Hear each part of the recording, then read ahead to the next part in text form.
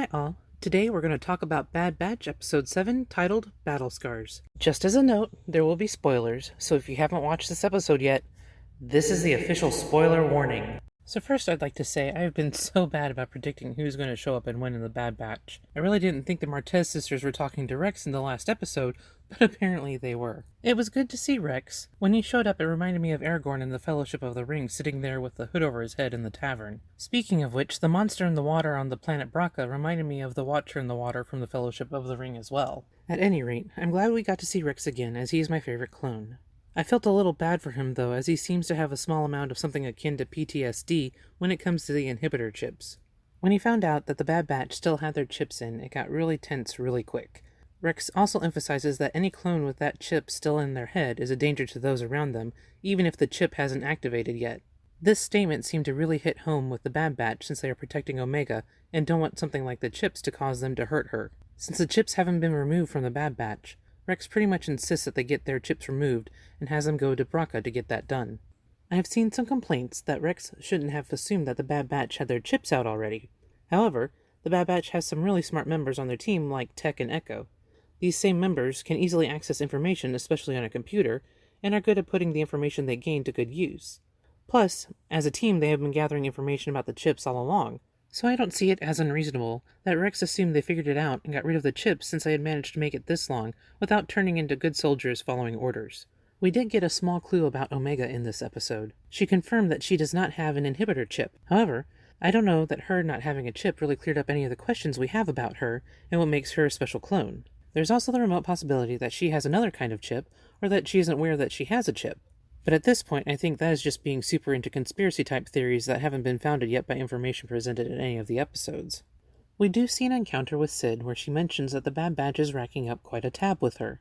I think this is going to become an issue that forces the Bad Batch to take some jobs that aren't necessarily on the up and up. I think that those types of jobs are going to ultimately force them to pick a side, as I don't think the Bad Batch will really be okay taking on shadier types of jobs. Also, it is a tradition after completing a mission that Omega and Wrecker get Mantell Mix. It looked like candy-coated popcorn to me, but maybe it was something else. I have googled Mantell Mix looking for a recipe and didn't see one pop up yet. Interestingly, I did find on Wikipedia that this was originally called Outpost Mix in the episode, but changed to Mantell Mix since they would have their own version. Either way, the mix seems to resemble the mix sold at Galaxy's Edge. The mix sold at Galaxy's Edge is supposed to be a mix of sweet and spicy popcorn. If anyone finds a recipe, let me know. Back to the episode. This Mantell Mix tradition with Omega and Wrecker is important as it shows the bond that those two have created. Wrecker is a bit childlike, which fits well with Omega. So the Bad Batch make their way to Bracca, which looks to be a scrapyard.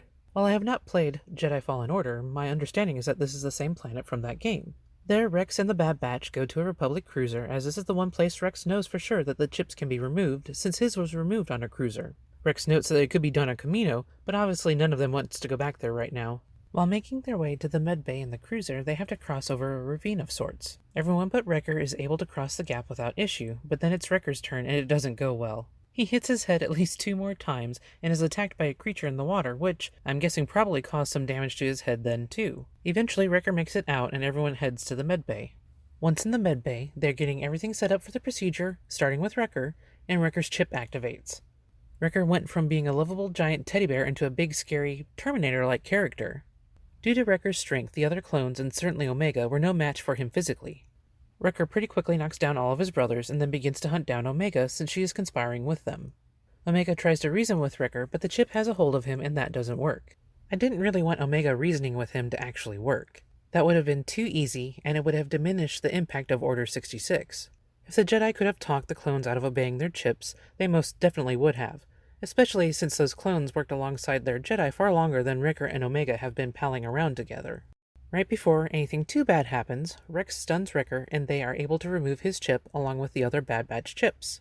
After Wrecker comes to from having his chip removed, there's a sweet moment between Wrecker and Omega where Wrecker apologizes for going after her.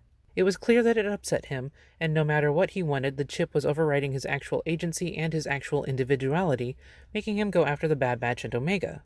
The last time we saw Crosshair, he was sitting down looking pensive, and I have to wonder, after hearing what Wrecker said about how the chip affected him, if the same thing is going on for Crosshair. While I realize Crosshair isn't quite a lovable oaf like Wrecker, I still wonder how much the chip is overriding his agency and his individuality, and how much he is trying to fight it. Towards the end of the episode, Rex is communicating with someone about meeting up with them. We don't get any information about who that is in the episode. I have seen theories popping up that it is Ahsoka, but as I talked about in my last vlog, I don't think it is her. It could be someone like Bail Organa, as we know he eventually is involved with the rebellion. However, I would think in the immediate aftermath, Bail will be trying more diplomatic routes than outright rebellion. We did see Saw Gerrera in the first episode. I honestly wonder if Rex is currently working with him. That might make sense for later down the road, as we know that Rex stops working with the rebellion. I wonder if Rex is working with Saw right now, and Saw does, or wants to do something that Rex thinks is absolutely wrong, and that is what causes Rex to walk away from the rebellion.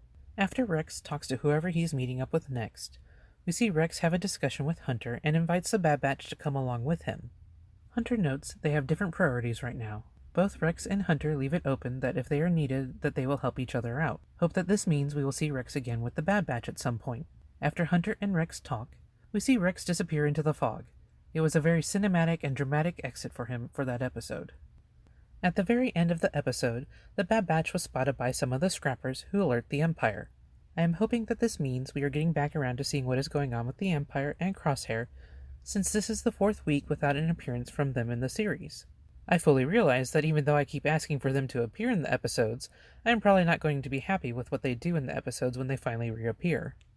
All in all, I enjoyed this episode, especially since we got to see Rex again. I think it was about time for the build-up of Wrecker hitting his head to be resolved, as at some point him continually hitting his head would have gotten comedic instead of worrisome.